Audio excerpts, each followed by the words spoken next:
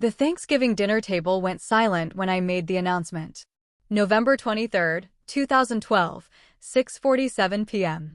I'm leaving college, I said, putting down my fork. My mother's hand stopped halfway to her mouth. My father set his wine glass down with a sharp clink. My sister Jennifer stared at me like I had just announced I was joining a traveling circus. You're what? My father said. Leaving. I'm finishing the semester at Northwestern and then I'm gone. Rachel, my mother said carefully.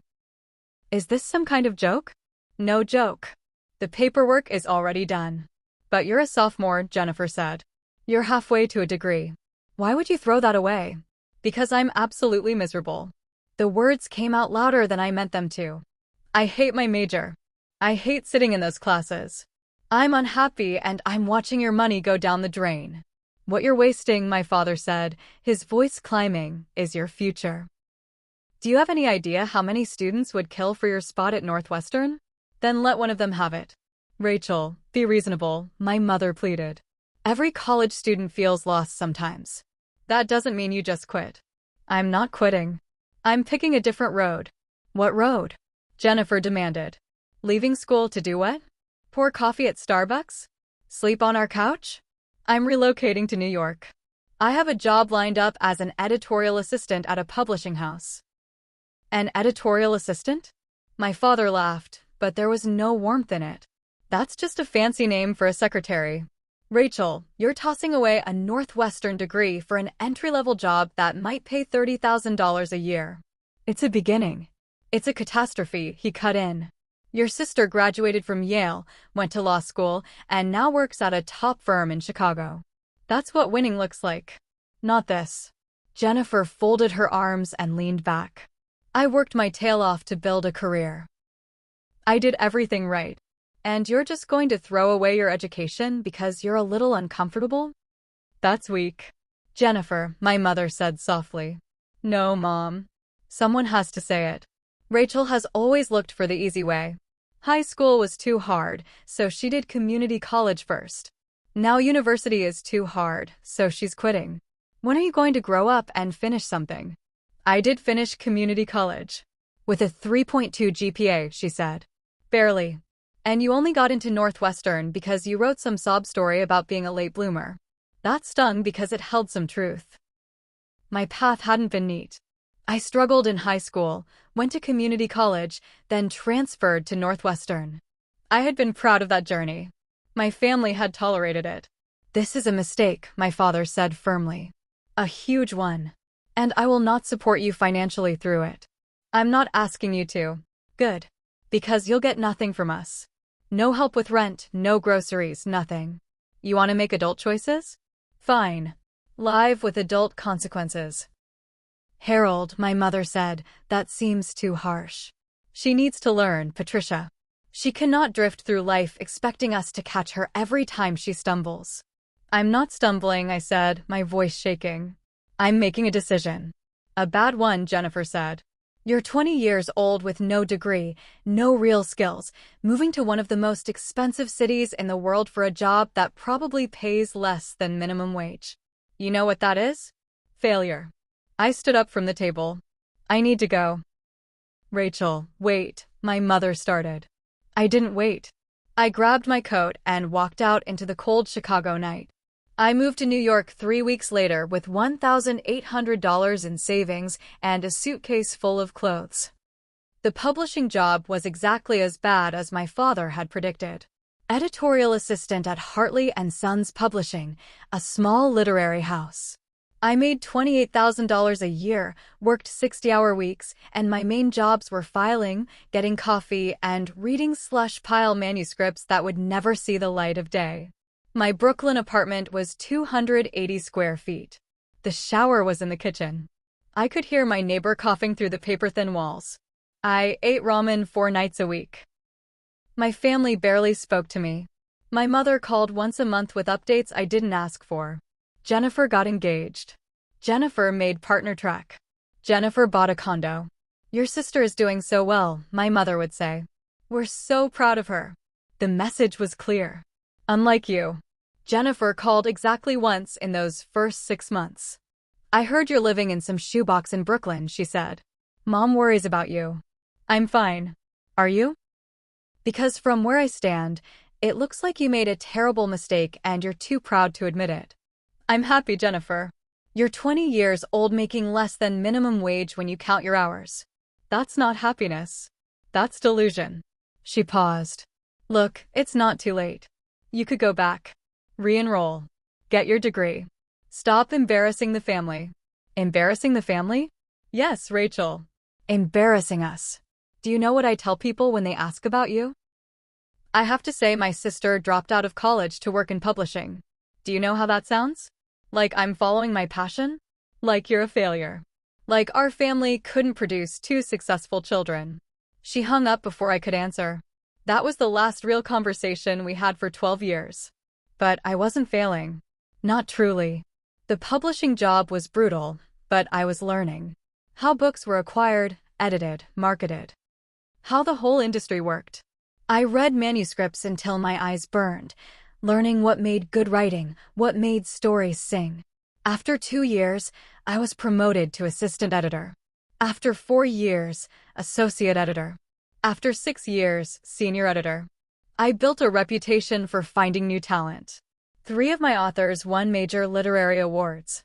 2 hit the New York Times bestseller list. But more importantly, I had found my real calling, helping young writers grow. I started teaching a writing workshop at NYU. Just one class, adjunct for extra money. But I loved it. Loved working with students, helping them find their voices, watching them improve. One of my students, a professor in the English department, noticed. You're a natural teacher, she said. Have you thought about higher education as a career? I don't have a degree. You should get one. Not for the piece of paper, but for the doors it opens. With your experience and talent, you could do real things in academia. That conversation planted a seed. At 26, I enrolled in Columbia's MFA program in creative writing. I worked full-time, attended classes at night, wrote my thesis in stolen moments on the subway. It was the hardest 2 years of my life. I graduated at 28 with my MFA and a job offer from Columbia to teach undergraduate creative writing. At 30, I was promoted to assistant professor. At 31, I published my first book, a collection of essays about the publishing industry that became a surprise bestseller in academic circles. At 32, I became associate professor and was asked to join Columbia's undergraduate admissions committee. That's where everything shifted. Reading college applications, I realized I had a gift for seeing potential. Not just in grades and test scores, but in the stories students told.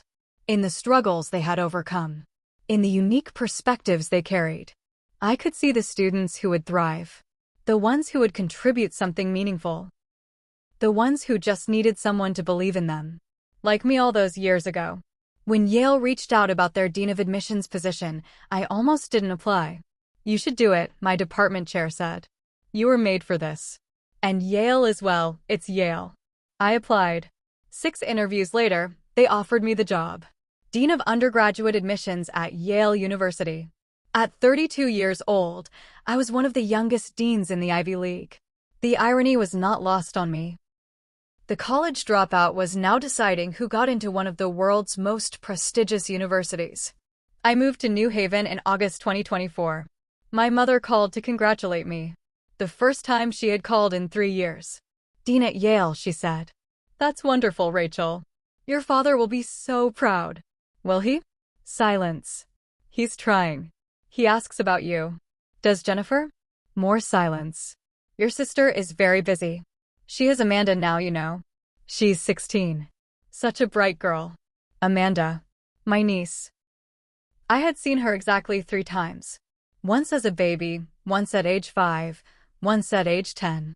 Jennifer had made it clear I was not welcome in her daughter's life. I'm sure she is, I said. Maybe now that you're doing well, you could reconnect. With Jennifer? With all of us. Maybe, I said, knowing I would not. The application reading season started in November. We received 52,000 applications for 1,550 spots. Every application got read by at least 2 admissions officers.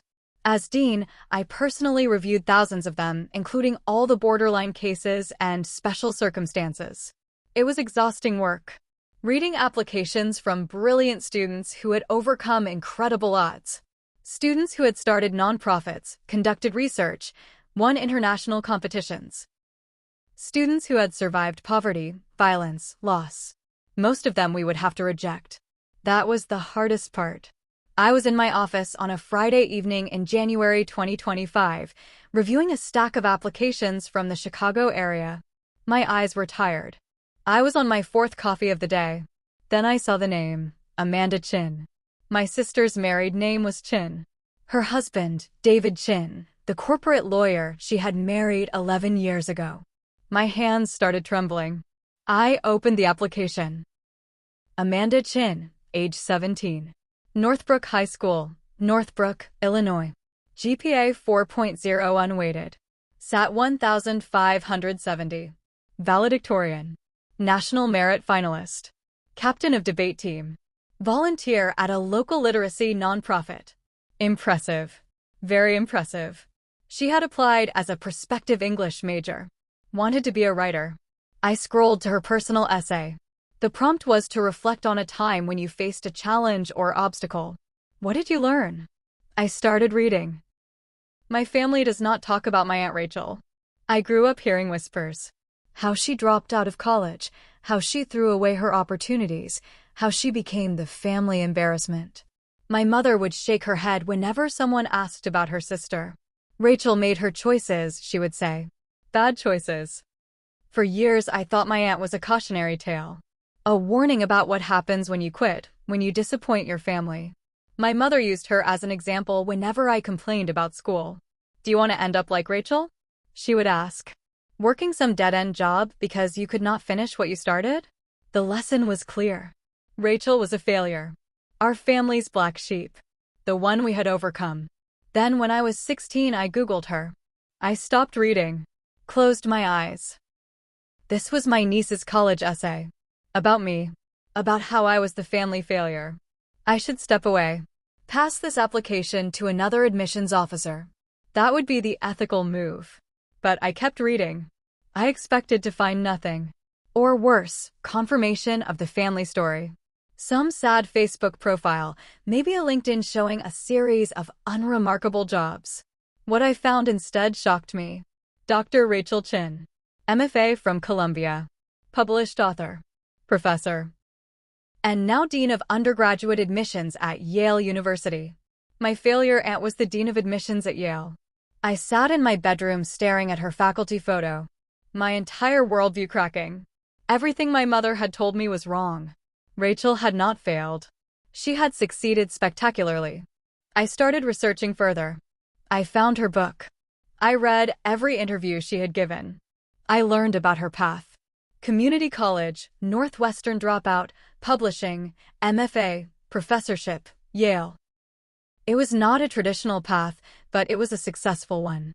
That discovery changed everything for me. I had spent my whole life following the right path.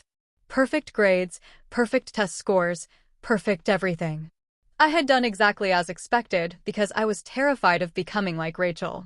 But Rachel was not a failure.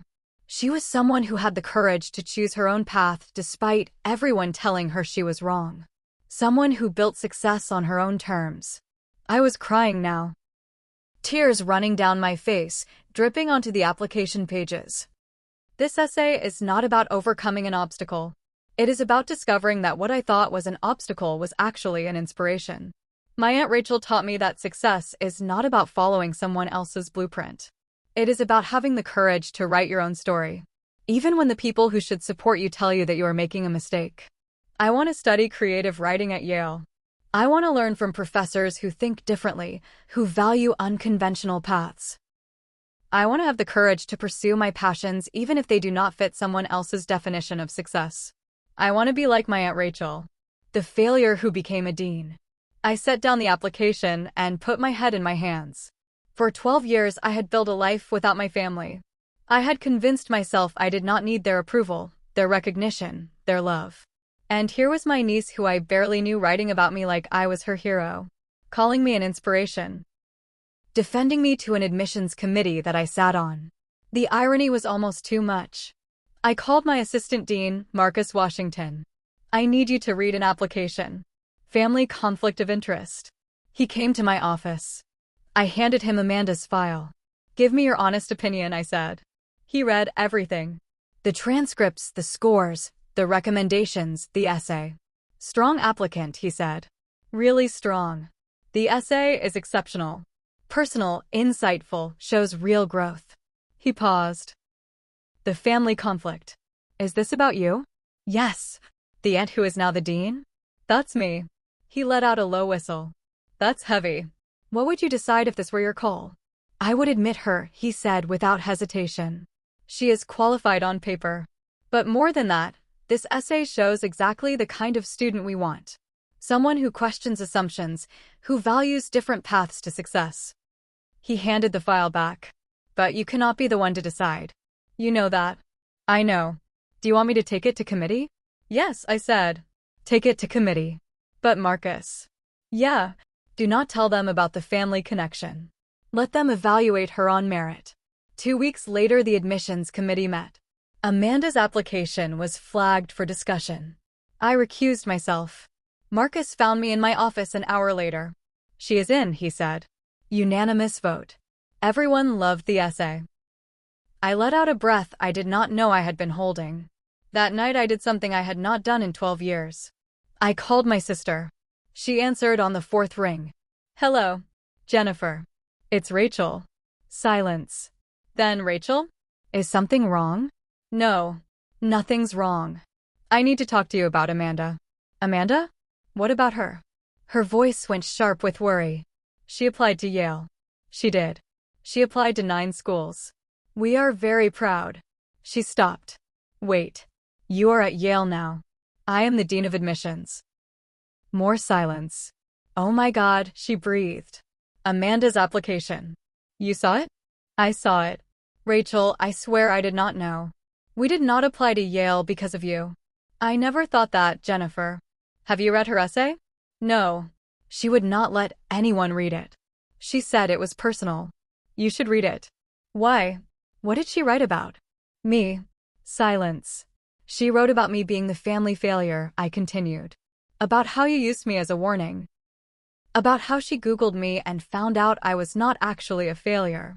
Rachel, I am not calling to fight. I am calling because Amanda got in. What? She was accepted. Unanimous vote. She is an exceptional candidate. I could hear Jennifer crying. She got into Yale, she whispered. Rachel, thank you. Do not thank me. I recused myself. She got in on merit. But you need to know something. What? Your daughter thinks I am an inspiration. She wrote a beautiful essay about having the courage to follow her own path. Jennifer, for 12 years you told her I was a failure. And despite that, she learned one of the most important lessons there is. That success looks different for everyone.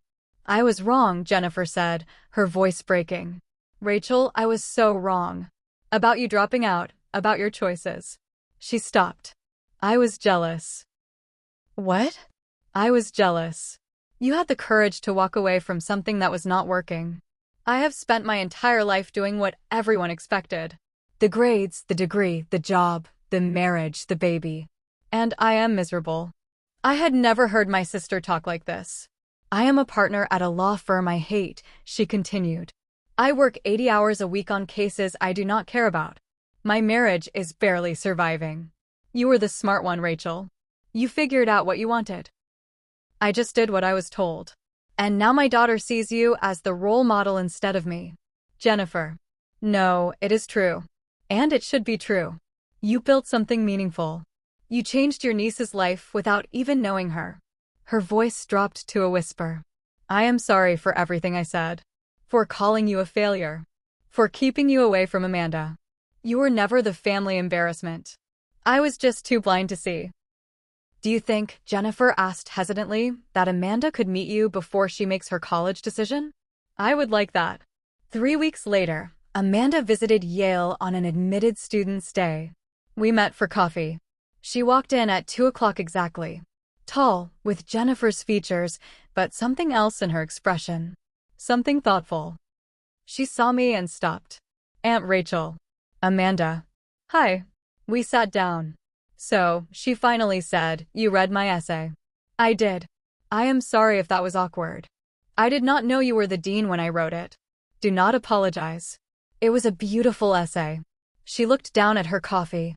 My mom told me what she used to say about you. Being a failure. She did. And she told me she was wrong. That she was jealous. Amanda looked up at me. Is it true you dropped out of Northwestern? It is. And worked in publishing for almost no money? Also true. And got your MFA while working full-time? True. And now you are a dean at Yale. I smiled. Unfortunately true. She laughed. That is the coolest story I have ever heard. It is not that cool. It was mostly just hard work and stubbornness. No, she said seriously. It is cool because you chose it. You did not let anyone tell you what success should look like. We talked for 2 hours about writing, about college, about her fears. She wanted to be a writer, but was terrified of not being practical. I leaned forward. Amanda, do you know why I became Dean of Admissions? Why? Because I spent my whole life being told I was doing things wrong. Dropping out was wrong. Publishing was wrong. My MFA was wrong. And every time someone told me I was wrong, I proved them wrong. Now I get to help students who might not fit the traditional mold. Students like you. Students like me, she corrected softly. I smiled.